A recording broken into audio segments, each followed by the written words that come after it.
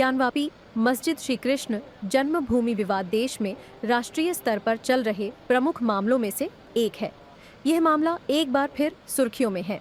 दरअसल अब ज्ञानवापी और श्री कृष्ण जन्मभूमि केस के हाईकोर्ट वकील सौरभ तिवारी ने वाराणसी के लंका थाने में अपने जान को खतरा और घर पर हो रही रेकी की रिपोर्ट दी है, जिसके बाद पुलिस ने एफआईआर दर्ज कर ली है। 23 को मैं श्री कृष्ण जन्मभूमि वाद ऑनरेबल इलाहाबाद हाई कोर्ट में था, तो वहां पर था। एक और दूसरा भी मामला था, तो मैं दो मामलों में आर्गुमेंट के लिए मुझे करना था। तो मैं वहां गया ऑनरेबल इलाहाबाद हाई कोर्ट। तो आया शाम को, तो फिर संदिग्ध गतिविधि कहीं दिखी मुझे, लड़कों का आना जाना। अगले दिन 24 तारीख को दोपहर 11 से 12 के बीच में करीब 5-6 लड़के मेरा डायरेक्शन अपोजिट डायरेक्शन में था, मेरी तरफ इशारा कर रहे थे और मैंने घर की तरफ वो कुछ इशारा संभवतः मैं समझ गया। जैसे ही मैं मुड़ा तो उन सब का उंगली नीचे हो गया और वो सब बहुत तेजी से अपोजिट डायरेक्शन में चले गए। तो मैं थोड़ा सा अलर्ट हो गया कि ये सब चीजें इतने आसान नहीं। जाके मैं देखा स्पॉट पे कि वहां क्या दारू शराब पीते, क्या स्थिति है। वहां मैं देख रहा हूं कि न एक भी दारू की बोतल है, न केन की बोतल है बियर की। वहां पे केवल राख दिखाई दे रहा है और चूल्हा नुमा सब बनाए हुए हैं। तो हम समझ गए। और एक कॉपी रखी हुई थी जो कि फटी हुई थी कई जगह से, बीच बीच में पेज फाड़ा गया। मैं समझ गया कि एक्स मैक्स का पूरा चक्कर है, हीरोइन वगैरह का। मैं तुरंत उस मामले में शाम तक मैं अलर्ट था। 7:06:55 पे मैं घर के बाहर, मेरी आदत है कि समय मिलता है तो मैं पशु पक्षियों पे बहुत ध्यान देता हूं। तो मैं पानी बाहर डाल रहा था, कई नंदी उंदी आके पानी पीते हैं, डॉग्स भी, चिड़िया भी। उसी समय एक लड़का आया, अचानक एक स्कूटी आई, मैं खड़ा था। वो मुझे जो गाली देना धुआंधार चालू किया और धमकी देना। ये तो गनीमत है कि सीसीटीवी में मेरे वॉइस रिकॉर्डिंग भी है, तो वो चीज भी आ गई है। बहुत सारी बातें तो नहीं आ पाई हैं, बट फिर भी आ गई है मैक्सिमम चीजें। लगा तो मैं बहुत भांपने लगा। मैं थोड़ा सा डर क्या कहेंगे उसको, सतर्कता कहेंगे। और डर जो है वो इनर डर तो रहता ही हर कोई किसी के लिए। वो बहुत धमकी देने लगा। हम सोचे कि ऐसा तो नहीं है कि ये सब ग्रुप में आए हैं और हमला करने के लिए।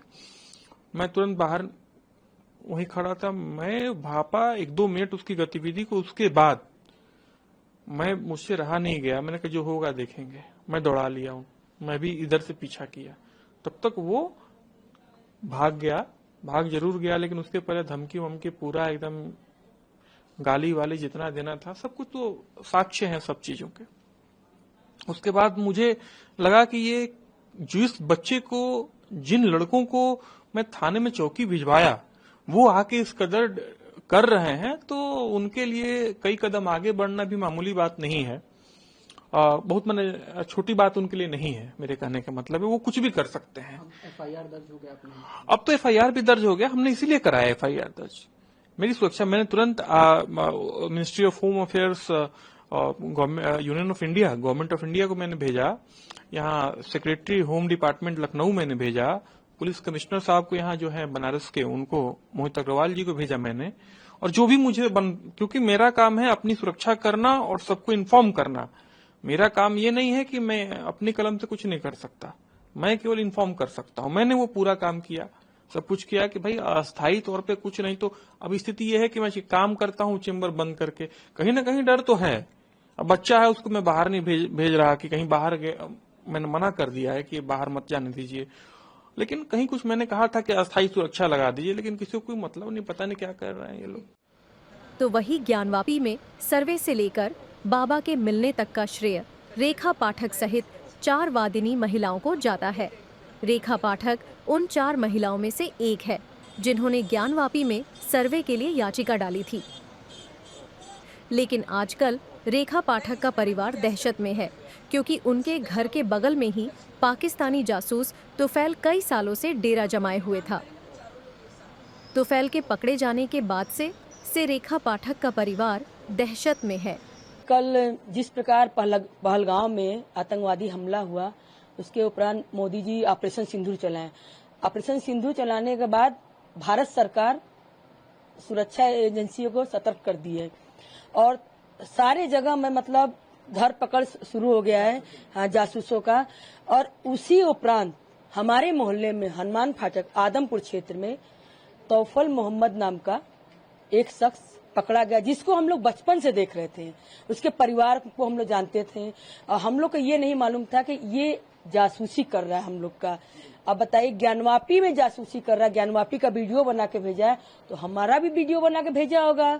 हमारे घर पे हम कहाँ रहते हैं, कहाँ नहीं रहते हैं, तो उसका भी वीडियो बना के भेजा। हमको तो और डर है, हम तो कल से घबरा गए हैं। हम अपने गेट के दरवाजे, सीढ़ी के दरवाजे सब बंद करके मैं घर में रह रही हूँ। हो सकता है कि कोई न कोई किसी रूप में आ जाए और हमको मतलब मार के चला जाए, तो क्या करेंगे हम। इसीलिए हम सीपी सर को एप्लीकेशन लिखे हैं, कल हम उनके पास जाएंगे देने के लिए।